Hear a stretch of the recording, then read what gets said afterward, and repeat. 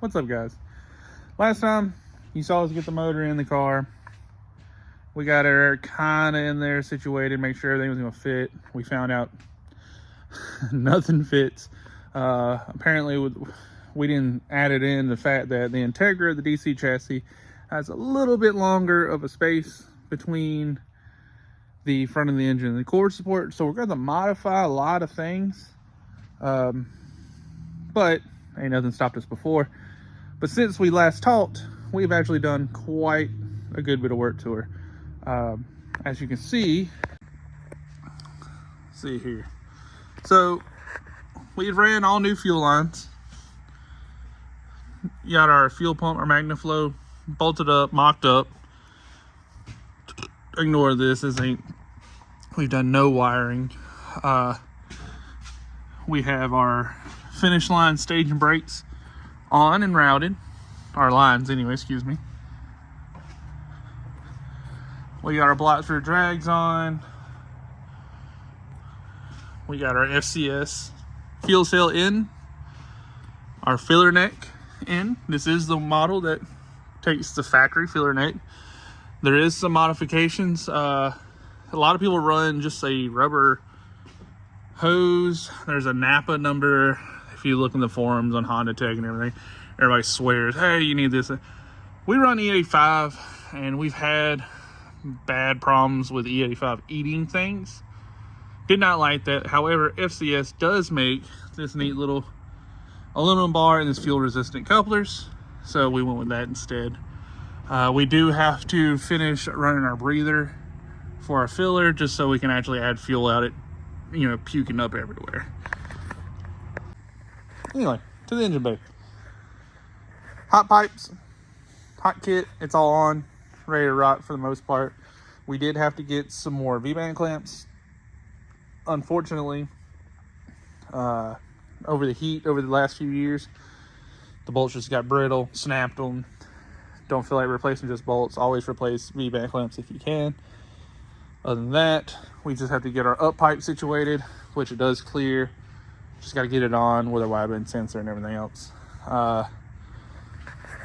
We did do the booster delete on this chassis. Blackworks Racing, Willwood Master combo. These lines are from Valix Racing. You can actually find them on eBay, stuff like that. Pretty good stuff. Used them before. We'll keep using them. The Brake Master. A lot of people's asked us about this. This could actually be found on eBay for relatively cheap. It's just a bolt that goes through the center and screws down in where the original little line would for the nipple. You can see there. Kind of turning this into like a poor man's S2000 Master. And you get rid of that ugly little plastic thing that hangs off over here, which I just never could stand.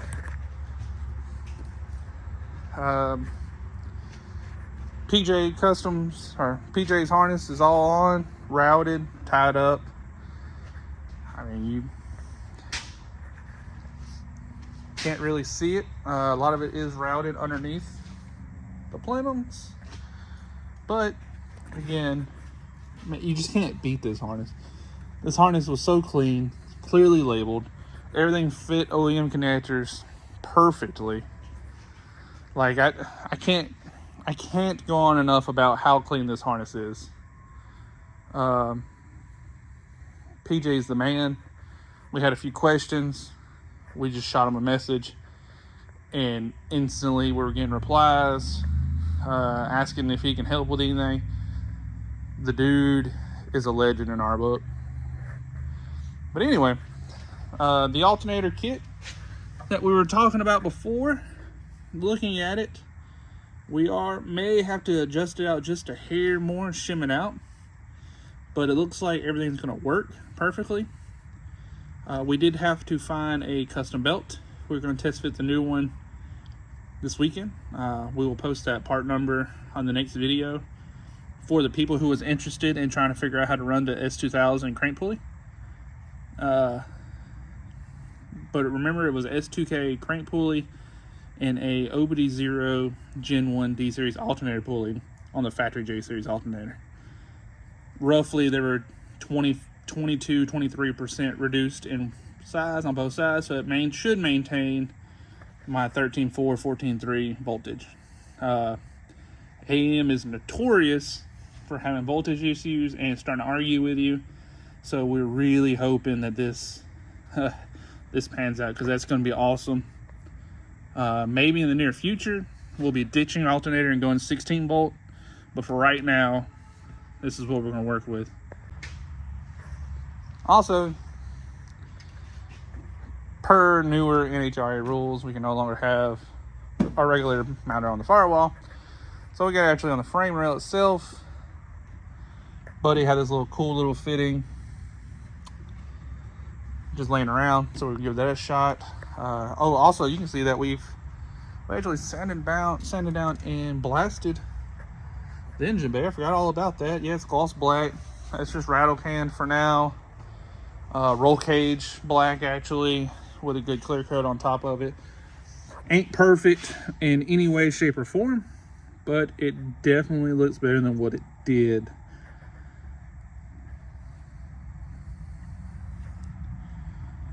Anyway,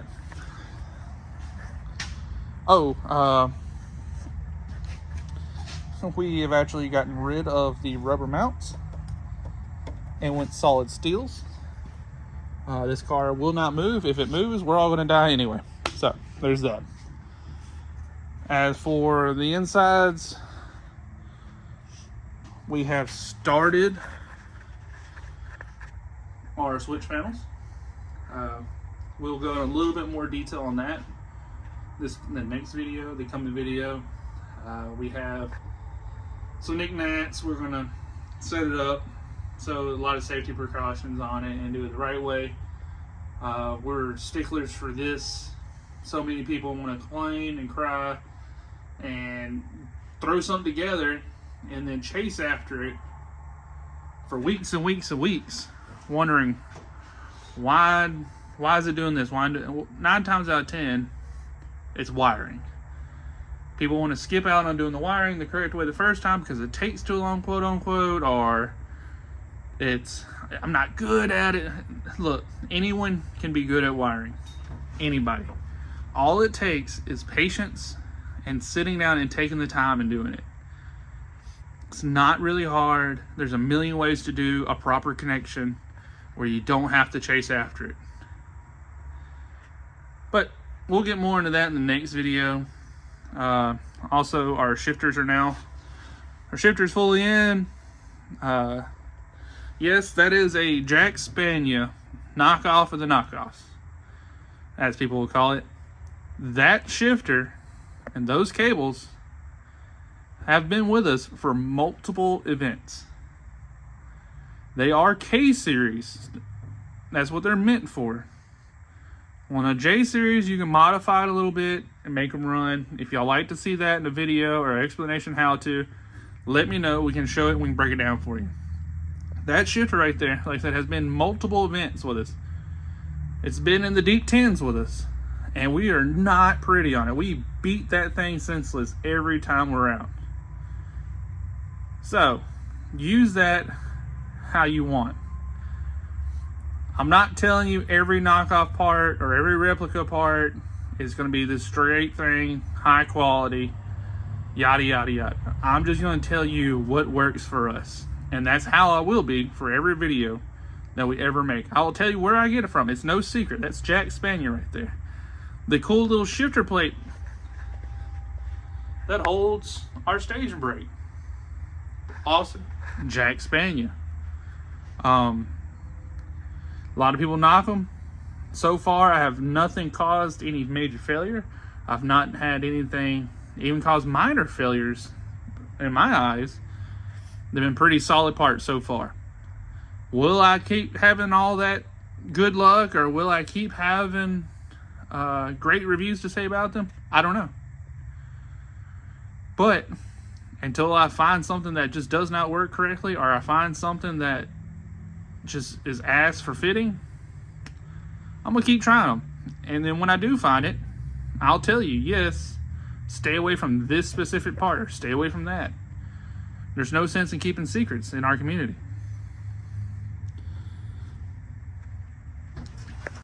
But that's about where we're at now on the EG.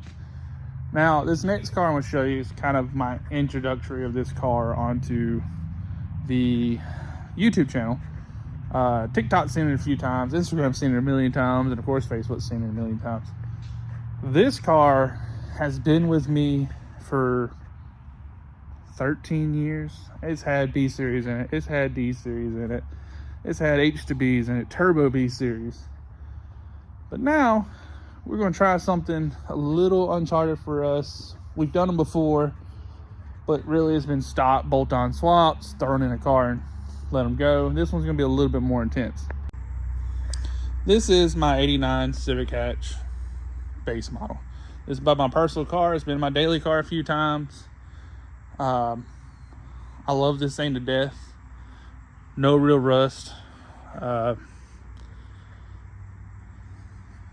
She does definitely need a paint job. She was the base of the base, you know, 4-speed, 1 mirror type ordeal. But now, a few years ago, we were H to B. Great, never had a real problem. But I blew the transmissions. I priced transmissions. And I decided, man, how much you can get B series transmissions for? You just go K series. Just go K series. I mean, everyone's gonna see this right here and freak out. Oh man, you got the K20A3, you got the EP3 swap. That is the crummiest, most pathetic K series ever built. Well, just follow me here. We have personally been involved with a build. K20A3 was in a 93 VX CG hatch, bone stock, old pan valve cover. Nothing's changed, nothing swapped, no head bolts, nothing. It was running at the time a matching 5-speed EP3 trans. This is a Type S trans, but still, it don't matter. EG hatch was stripped, gutted, not cut. Full glass car, weekend driver. Local custom shop built the hot pipe for it. It was on E85. No, excuse me, it was on 93. Either way, made upper 300s, mid 300s.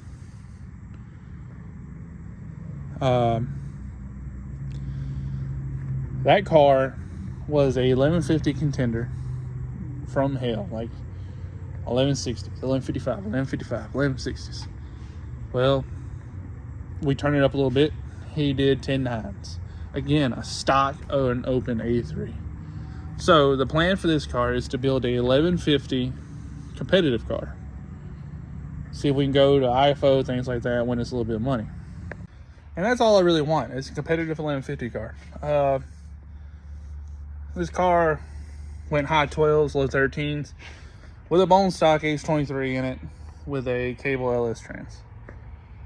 Here soon, we will make a playlist and do a series just on the EF. We are converting the car over to Fuel Tech. It's going to be on a twin disc. The twin disc is not really meeting the standards of what I'm building this car for, because I said I wanted a budget build on this car. And Fuel Tech's kind of expensive. However, if you look at it, K-Pro is expensive. So, you know, 6 one way, half a dozen another.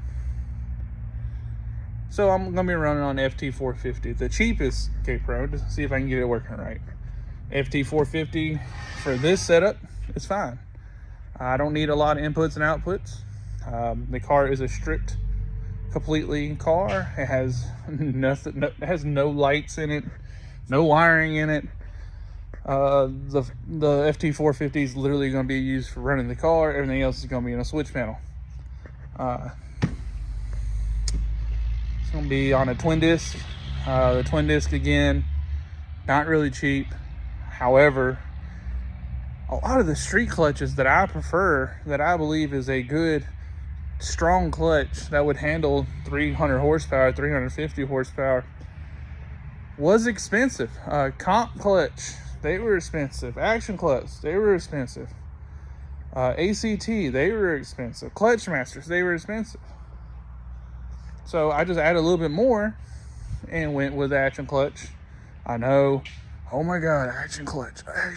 Look, man, I have talked to numerous people about action clutch. Again, this is going to be one of those things, I'm not going to say, y'all are idiots, she's going to work great, greatest clutch ever. No.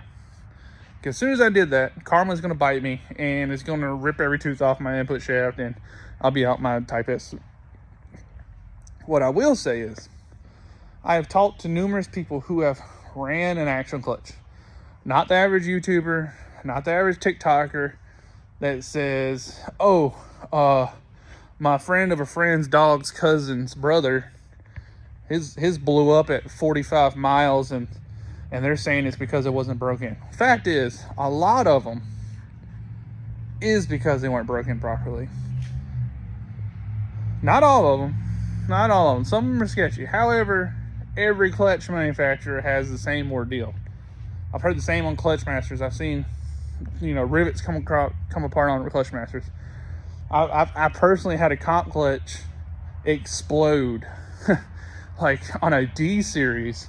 Just the springs just disintegrate for some reason, and they're like, damn, that sucks. So talking to people who actually race with these clutches, who set them up the proper way, hell, my favorite EF in the game, and what's his Instagram thing, in Russ We Trust, the world's fastest EF, action. A lot of the other big names in drag racing, action.